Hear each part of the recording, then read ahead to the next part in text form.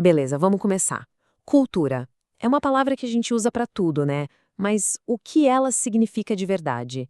Na maioria das vezes, o que a gente acha que sabe é só a pontinha do iceberg. E é exatamente nesse mergulho que a gente vai hoje.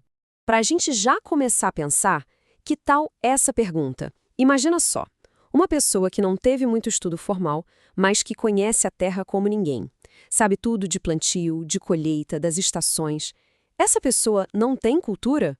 A resposta parece óbvia, mas ela já nos força a questionar uma ideia bem comum e, vamos ver, bem equivocada. E a raiz desse questionamento está justamente no que a gente vai desmontar agora, o tal mito da cultura erudita, sabe? Aquela ideia de que cultura é tipo um clube VIP, uma coisa que uns têm e outros não. E aqui o contraste fica nítido. De um lado, tem a visão que a maioria de nós aprendeu. Cultura é refinamento, é ir à ópera, ler os clássicos, ter bom gosto. Essa visão, claro, cria uma barreira, uma divisão. Mas aí vem a sociologia e, pá, abre a nossa mente. Ela diz que cultura é o modo de vida de um povo, simples assim. Isso inclui tudo, tá? Da festa junina à receita de família. Por essa lente, a ideia de alguém ser inculto nem faz sentido. Ok, então se a gente joga fora essa ideia de cultura como algo só para elite, o que a gente coloca no lugar? Bom, para isso a antropologia nos dá uma definição bem mais completa e, sinceramente, muito mais interessante. Essa definição aqui, do antropólogo Edward B. Tyler, muda o jogo. Pare e pensa na lista. Conhecimento, crença, arte, moral, lei, costume, tudo isso é cultura. Não é algo que a gente tem, mas algo que a gente vive, que a gente aprende só por fazer parte de uma sociedade. E essa aqui é a virada de chave, o ponto mais importante. É parar de pensar em cultura com C maiúsculo, como se fosse uma coisa só, um padrão a ser seguido, e começar a entender que existem culturas, no plural. Aceitar que existe essa imensa variedade é o primeiro passo para a gente fugir de estereótipos e realmente entender o mundo.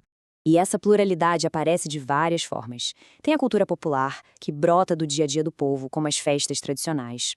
Aí tem a cultura erudita, que é mais ligada a um grupo restrito, como a filosofia ou a ópera.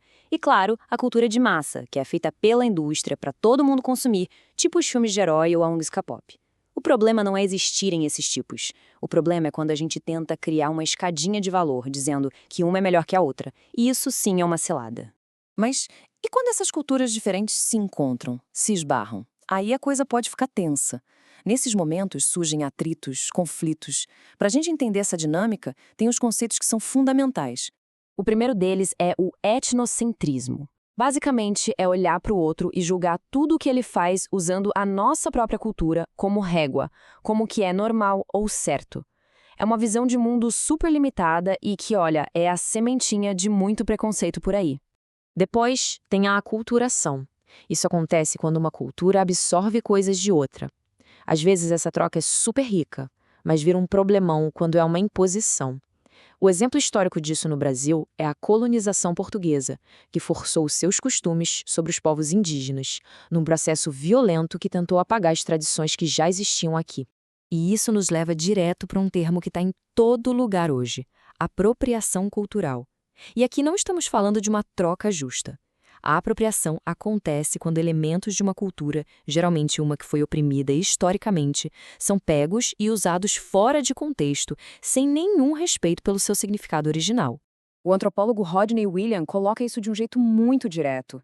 Ele diz que é um mecanismo de opressão. A sacada aqui é entender a dinâmica de poder. Quando um grupo dominante pega um símbolo de um grupo oprimido e o transforma só em fantasia, em moda, em produto, ele está esvaziando o significado daquilo.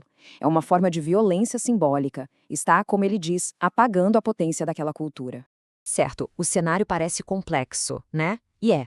Mas a antropologia não só aponta o problema. Ela também nos dá uma ferramenta, uma espécie de lente nova para a gente combater tudo isso.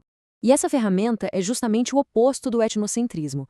Se o etnocentrismo julga de fora, o relativismo cultural tenta entender por dentro.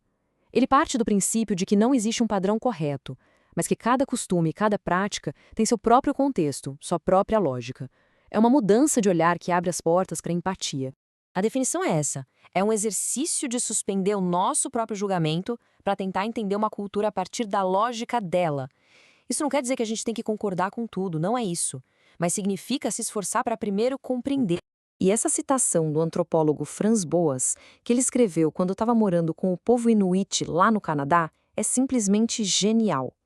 Depois de conviver de verdade com eles, ele percebeu que aquela ideia de que a sociedade dele era superior era pura ilusão. O valor de alguém, a formação do coração, como ele poeticamente colocou, não depende da cultura em que a pessoa nasceu. Beleza, tudo isso é muito interessante, mas a pergunta que não quer calar é: e daí? Na prática, no nosso dia a dia, por que é tão importante entender esses conceitos todos? No final das contas, o recado é este: relativizar a nossa própria cultura não é só um exercício intelectual, é uma ferramenta prática para a vida. Quando a gente para de usar o nosso mundo como a única régua possível, a gente desarma a lógica do preconceito. Entender o outro nos termos do outro é o primeiro e mais importante passo para a gente construir sociedades mais justas, onde as diferenças são de fato celebradas. E para a gente terminar, fica essa provocação. Nesse nosso mundo super conectado, onde tudo se mistura, onde as influências vêm de todos os lados, como é que a gente desenha essa linha? Onde acaba a troca cultural, que é super bem-vinda, e onde começa a apropriação, que machuca e apaga? A resposta com certeza não é fácil, mas só o fato da gente começar a se fazer essa pergunta já é um passo gigantesco.